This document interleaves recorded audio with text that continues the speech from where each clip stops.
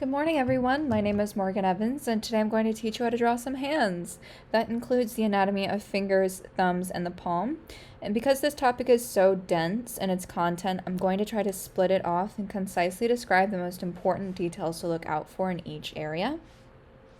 Just to note, I did add all of my reference photos into a file in the description down below if you'd like to follow along.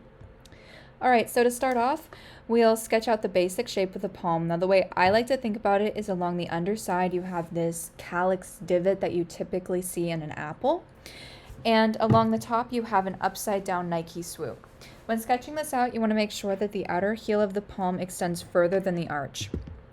I also like to separate the palm into three sections: the outer heel, the inner heel, and the arch along the top. The inner heel extends out towards the pinky, and the outer heel points in towards the thumb.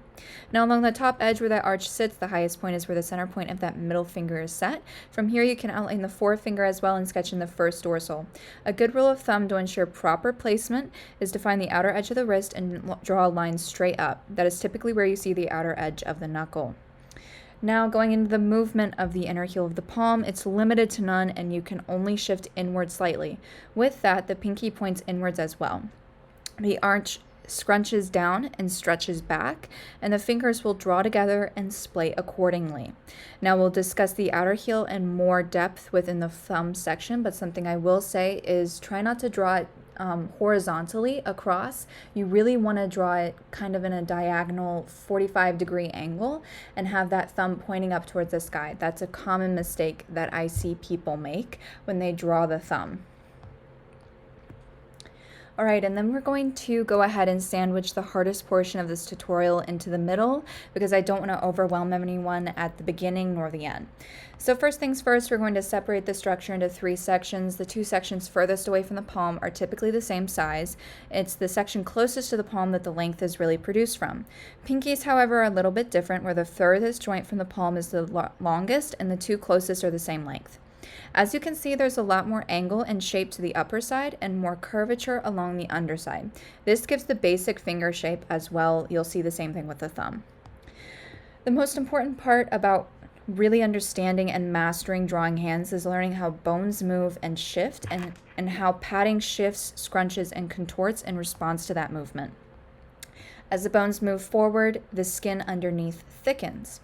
It is also important to note that each finger's range of motion is very, very different.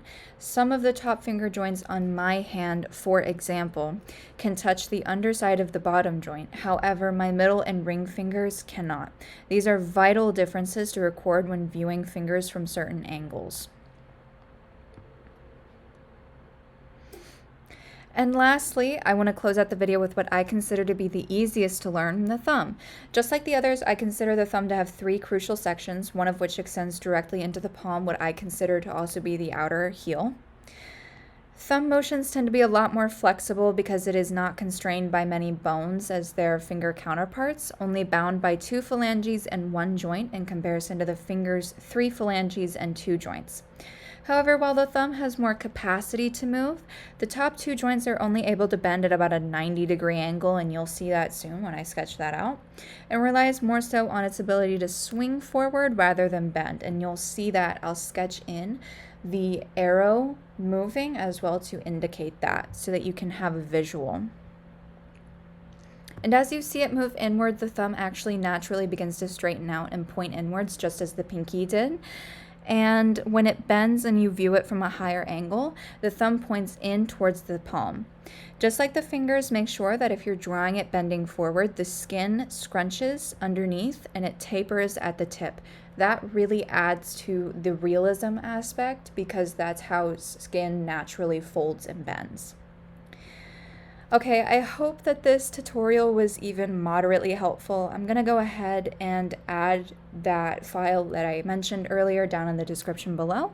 Try to avoid tracing any of them, however. I know that a lot of you like to do that, but I really want you to sit there and think about those forms in the hands. So let me know if you liked the video and if you'd like to see anything else from me. Thank you!